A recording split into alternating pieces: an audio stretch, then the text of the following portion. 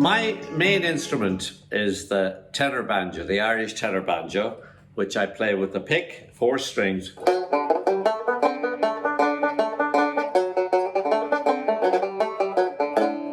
And this is a beautiful banjo. It was made about, I think 1923 probably is the date that my friend Dan Neely, a fellow banjo driver in Florence, by the Vega Company. It's a beautiful piece of art as well as a musical instrument. You see all the attention to detail here on the neck of the banjo and on the back.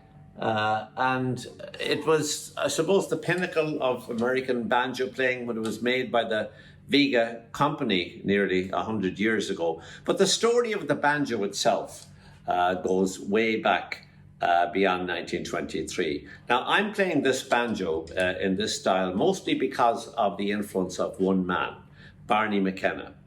And this program is actually a tribute to Barney McKenna and how he revolutionized the way Irish music is played on this instrument.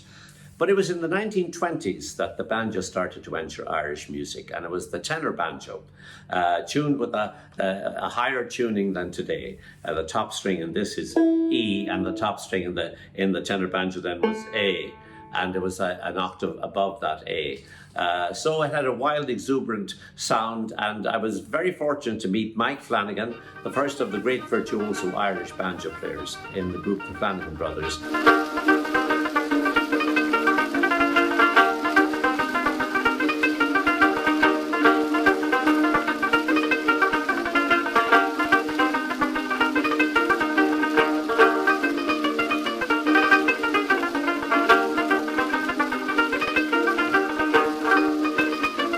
I met up with Mike at his home in Albany, New York, and I asked him about where he thought he stood in the evolution of the banjo in Irish music. You told me that you were the very first to play Irish music on the banjo. That's the God's truth. The first guy that ever played jigsaw reels on a banjo, years ago. And the first banjo I bought was off of a damn good banjo player. He was down 34th Street, and he was a demonstrator on banjos in a nice big music place where they advertise all kind of instruments. And if I could think of his name, Eddie Peabody. Remember Eddie? He showed me the first banjo, and it was triple dipped in gold, and I paid $385 for it years ago now. Today you couldn't touch it. Anyway, them were the good days. And, Who taught you to play, Mike? I picked it all up myself. I didn't get no lessons from anybody. Never did. My delightful encounter with the unique Mike Flanagan, which brings me to the most recent innovator on the banjo in Irish music, the late Barney McKenna. I had the great privilege of spending a very long evening with him, with my great friend Roy Esmond, videotaping in Holt. And he told me about the early years of how he started playing music and how music was regarded and how he wasn't very, very, very welcome indeed as a banjo player playing in more conservative traditional music circles in Dublin. They all talk about Dublin in the rare old times and the songs and all about it. In a way they were rare, but it was very hard times. You know, you go in and in Dublin in particular, I remember with a friend of mine, Mick Moloney, to play a tune we had to come out to Raheny, and that was in them days. Yeah. But the attitude in Dublin pubs was drink up and shut up. And if you sang a song, you know, to nearly bar you, and if you took out a musical instrument, they'd call the guards.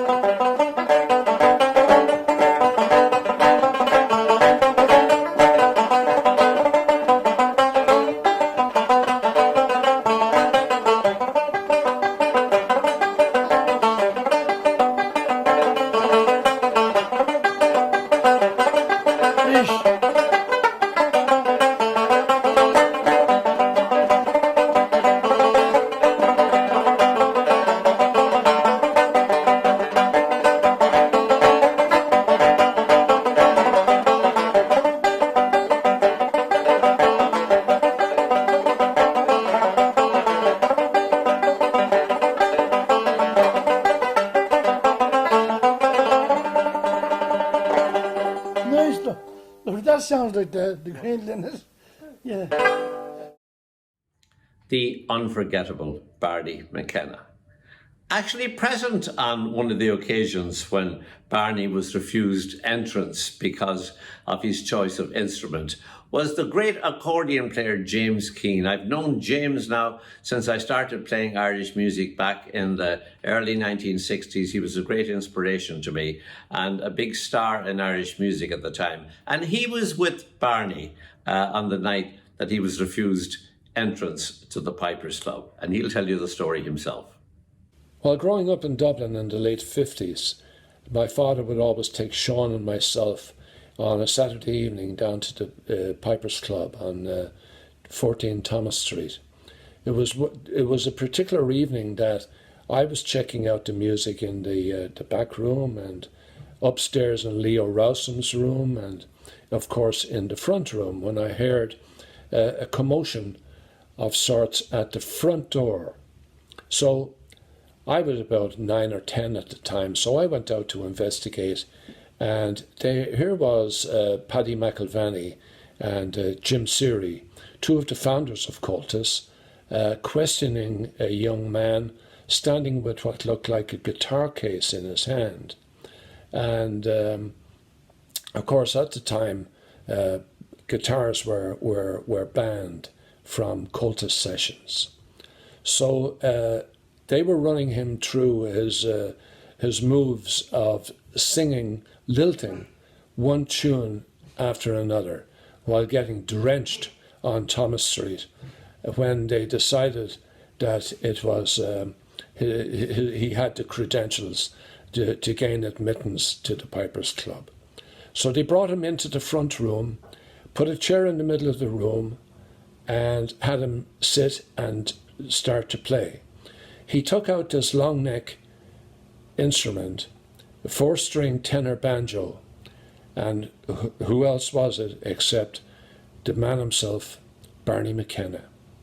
And Barney opened up, and I can verify that this was the first time that any of us had ever heard within a mile of Dublin.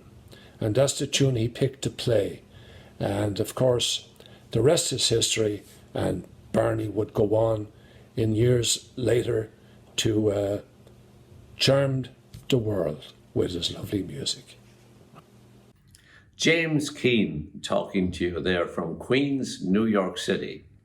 Well, another man who knew Barney in Dublin back in the old days before he headed off to America was James Kelly. I played with James a lot over the years. He's based near Miami in Florida, has been for many decades. But James knew Barney well and has a lovely story of a conversation he had at a meeting he had with Barney McKenna. My earliest recollections of seeing Barney McKenna was in our shop in Dublin. We had a shop on Capel Street called the Horseshoe, and when I came home from school or from wherever, I wouldn't know who I'd bump into in the shop. So I used to see this fella from time to time. He'd be there, he had a beard and he had a little cap, and he'd be chatting away to my father. So I didn't really know who he was, I just recognised him, and occasionally he might say hello to me and that. Now, Barney was a founding member of the Dubliners in the early 60s, and the Dubliners' music was played on the radio, on RTE radio. So we heard the Dubliners and Barney playing the banjo, on many occasions throughout my childhood and when I was growing up. And Barney, of course, is well known as a banjo player, but he did play the melodeon as well, and he played the mandolin, and he did even play a little bit on the fiddle as well, although most of my exposure to his music was on the banjo.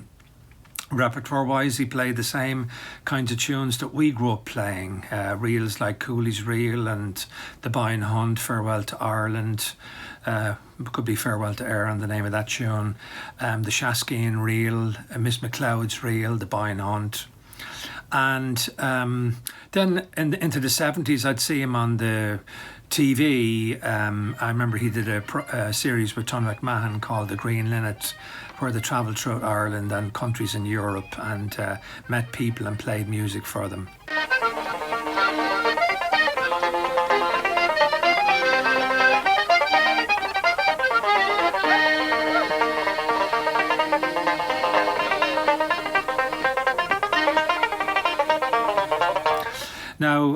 Barney himself was a very funny man. I always enjoyed meeting him, I suppose, in a sense, for his sense of humour. I thought he was so funny.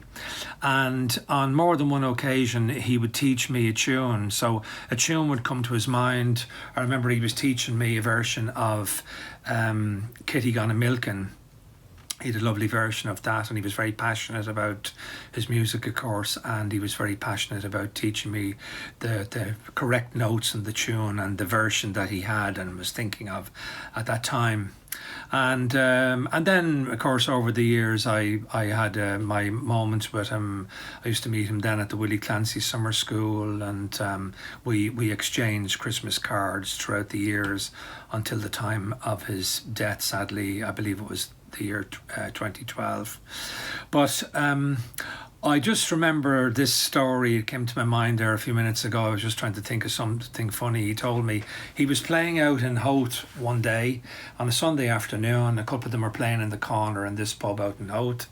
And there was a group of local people there close by, kind of noisy people who didn't really have any interest in the music, but they were close by, and he of course was hoping that they'd leave that part and go to some other place in the pub that they were in, but they insisted on staying there, and it was a kind of a slightly disruptive afternoon. But he told me that the ringleader of the group, when they eventually got up to leave, he passed him by kind of and stopped, and he stared him right in the eye.